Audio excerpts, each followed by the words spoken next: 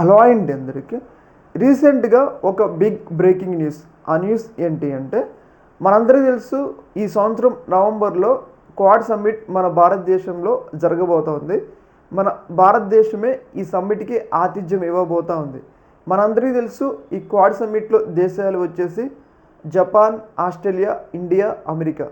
ఈ క్వాడ్ సమ్మిట్ని మనం ఏర్పాటు చేసుకుంది ఎందుకు అంటే, ఏదైతే దక్షిణ చైనా సముద్రంలో చైనా ఇన్ఫ్లుయెన్స్ పెరిగిపోతుంది, చైనాని కట్టడి చేయాలి అంటే అమెరికాతో పాటు ఏదైతే ఆస్ట్రేలియా, జపాన్, ఇండియా, అమెరికా కలిసి ఒక సమ్మిట్ని ఏర్పాటు చేసుకున్నాయి చైనాకి వ్యతిరేకంగా. అయితే రీసెంట్ డేస్లో మనం చూస్తూ ఉన్నాం, మనకి అమెరికాకి తీవ్ర స్థాయిలో పరిస్థితులు క్షీణించిపోయినాయి.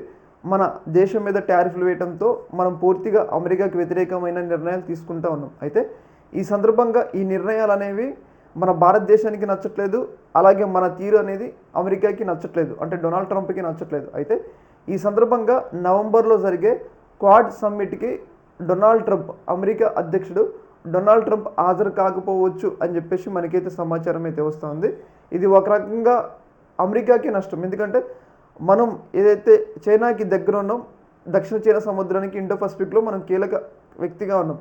ఇలాంటి సందర్భంలో మన్ని విస్మరిస్తే అమెరికాకి నష్టం అనమాట. ఇది గుర్తుంచుకోకుండా ట్రంప్ క్వాడ్ని బలహీనపరచాలి అని చెప్పేసి ప్రయత్నాలు చేస్తున్నట్లయితే మనకైతే అర్థమవుతుంది.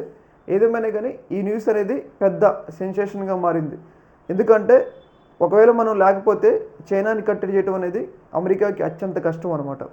ఏదేమైనా కానీ ఈ న్యూస్ అనేది ప్రపంచ మీడియాలో చాలా పెద్ద ఎత్తున వైరల్ అవుతుందన్నమాట. ఈ యొక్క అంశంలో మీ యొక్క అభిప్రాయాన్ని కింద కామెంట్లో తెలియజేయండి. ఒక మినిట్.